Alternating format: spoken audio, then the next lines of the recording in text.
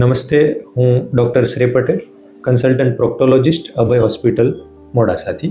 આજે આપણી સાથે છે જયંતિભાઈ પંચાલ, જે દાદાનું આપણે અહીંયા પાઇલ્સનું ઓપરેશન કરેલું છે.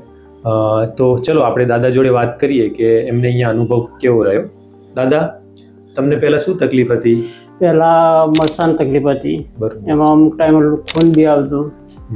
પછી બેહવા ઉઠવામાં તકલીફ પડતી. જમવામાં વધારે કતિક સામાન્ય ખવાઈ જાય તો એ પણ તકલીફ થતી. પછી મેં ઘણી જગ્યાએ દવાઓ કરી તો એ પણ કોઈ રાહત મળી નહીં. દવા ખવાય એટલી વાર રાહત થાય, બરોબર. પછી પાછું હતું એમને જ થઈ જતું.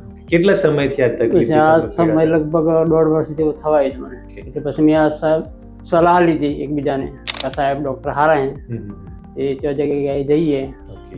પછી હું આવ્યા ત્યાં 1 મહિનાથી ઓપરેશન કર્યા, 1 મહિનો થઈ ગયો લગભગ. બરોબર છે. અત્યારે મને કોઈ જાતની કોઈ તકલીફ નથી.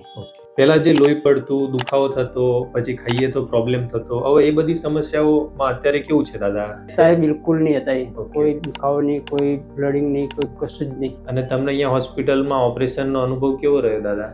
ઓપરેશનનો અનુભવ તો એક સામાન્ય નાના છોકરા જોડે વાતો કરતા એ રીતે ઓપરેશન કર્યું તો પણ બિલકુલ ખબર પડી નથી. સાહેબ બી એકલા મસ્ત અને વાતો કરતા કરતા ઓપરેશન કરી નાખ્યું. ટાપા બી એ ઓબીસ મસ્ત છે.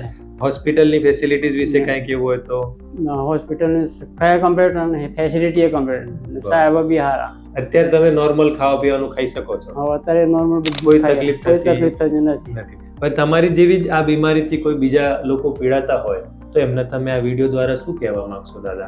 મારી તકલીફ હતી એ જગ્યાએ તમારી બી તકલીફ હોય તો સાહેબ જોડે જો, અને મારી તો કમ્પ્લીટ થઈ જ જઈએ. સાહેબની સલાહ આગળ કદાચ ઓપરેશન કરવું પડતું હોય તો જ કરશે, નકર દવાથી મટી જાય તો દવાથી જ મટે.